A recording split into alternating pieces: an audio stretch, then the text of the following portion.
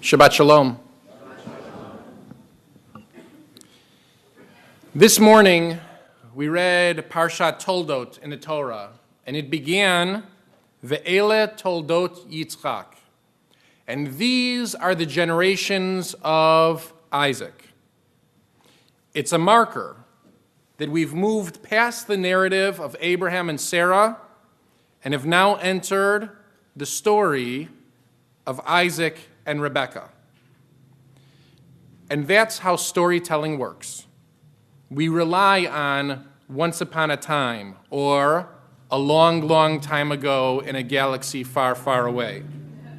We rely on those markers to tell us when the story is beginning. In storytelling, stories have to begin at a precise chosen moment. In Casablanca, what was Rick Blaine doing immediately before we see him for the first time in the back room when the movie begins? In The Godfather, where were Michael and Kay immediately before they walked into the wedding scene that sets the story in motion? These stories have to begin at a single precise moment. But we know that's not how life works. There's no way for me to reflect on my rabbinate without considering my wife and my children, my film career beforehand, without considering where I grew up, my parents, my grandparents. I am the sum of all of those influences. My life is grounded in a foundation that occurred before I began studying to be a rabbi. I was not born on the day I was ordained, although the story of me as rabbi began on that day. Likewise, it's impossible to start reading Isaac's narrative here in chapter 25 of the book of Genesis after he's married to Rebekah without understanding his relationship with his parents, Abraham and Sarah, without considering the effect of Abraham bringing him up the mountain to offer him as a sacrifice to God in the story, the bonding of Isaac, without reflecting on his relationship or lack thereof with his older brother, Ishmael.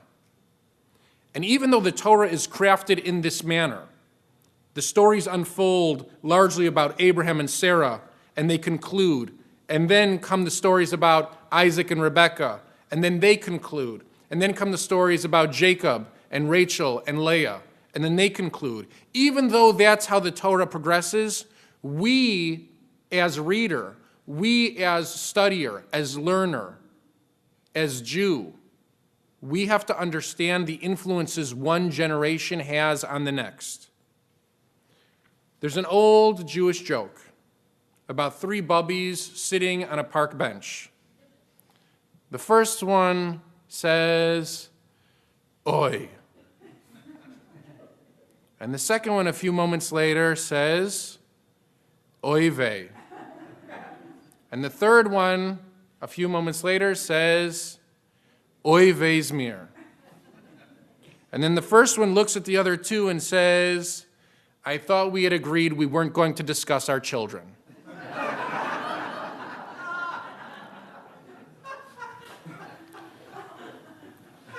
Now, the joke works because of the way that we think about generations.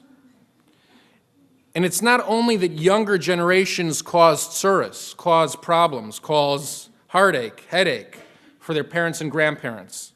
In Judaism, we believe in an exchange of ideas where generations have influence back and forth on one another. In Judaism, we are a people of equal opportunity when it comes to tsuris. So I'd like to point out to you this morning, even though Abraham had died in the Torah before we read about the birth of Isaac's sons, it's clear, if you consider their ages when they live and die, Abraham was still alive when Isaac had twins. Abraham was 100 years old when Isaac was born. Abraham died when he was 175 years old. Isaac was 40 when he married Rebekah, meaning Abraham was 140 years old when his son was married. Isaac was 60 years old when his sons Jacob and Esau were born, which means that Abraham's life overlapped with Jacob and Esau for roughly 15 years. Rabbis are not very good at math, and it took me a long time to calculate that paragraph, so I hope you appreciate it. Therefore, Abraham was alive long enough to hold Jacob and Esau in his arms, long enough to say to his son Isaac, "Let me offer you some wisdom about trying to raise two sons." But we don't see any of those scenes in the Torah. As a matter of fact, Abraham and Isaac never speak again in the Torah after the binding of Isaac. After that transformational story about faith and promise and God's role in our lives, I can't help but notice the tear in the fabric of Abraham and Sarah's family. Can you imagine? Abraham and Isaac lived for many years after that day on Mount Moriah, and we have no record of any conversation between them.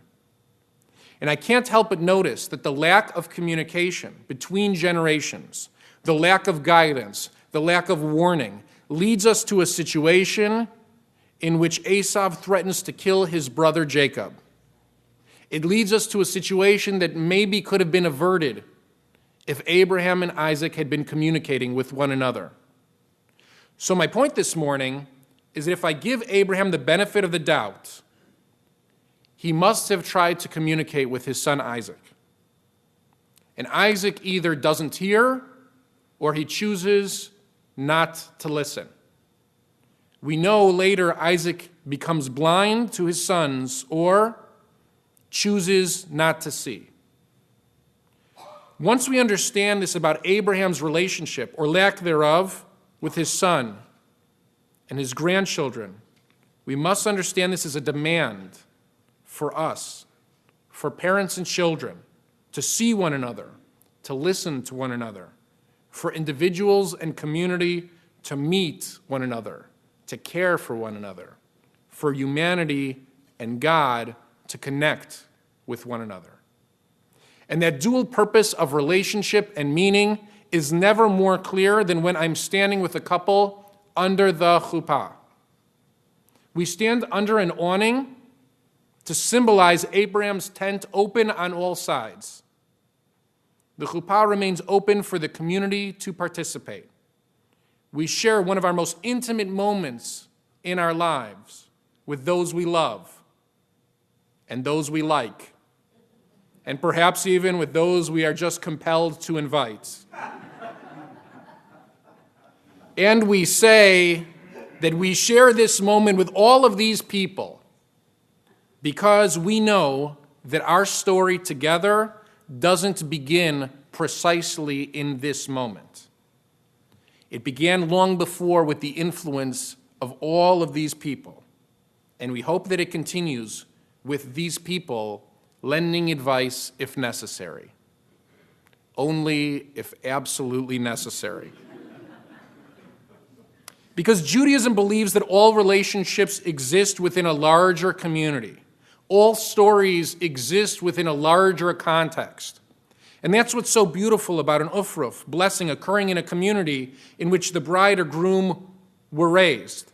Because we recognize that the blessing of a future together can only be grounded in years of blessings of youth and learning and family and community and Torah and God. Because we have to imagine that Jacob, in fact, sat on Abraham's knee, even if the Torah doesn't tell us. And we have to hope that the blessing of Abraham reached his grandson, just as the blessings of our community, of our Torah, of our people, of our national homeland, the state of Israel, reach each and every one of us, especially in our most significant moments in our lives. Yermi and Rebecca, I know I told you that I would not speak about you this morning. Since since I'll be talking about you tomorrow night under the chuppah. But I want you to know in front of this community what a pleasure it has been to get to know both of you.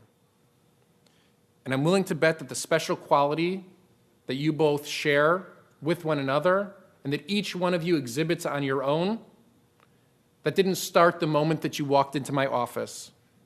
And it doesn't start just with each of you.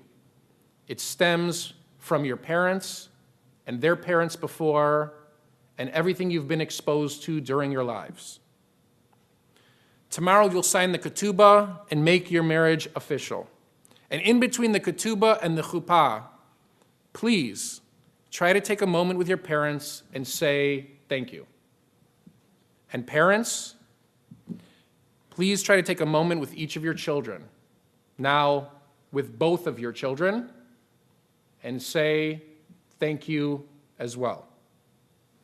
Thank one another for everything each of you has done to make the other who you are, for having an influence in both directions. Because in our most special, intimate moments, we have to be grateful that we're not living in a movie. We have to know that no single moment acts as the beginning of our story. We have to recognize that we are the summation of all of our experiences. And we have to hope that sharing all that which we have to offer will serve as a benefit to our partner, to our family, to our community, and to all of Klal Yisrael. And let us say, Amen.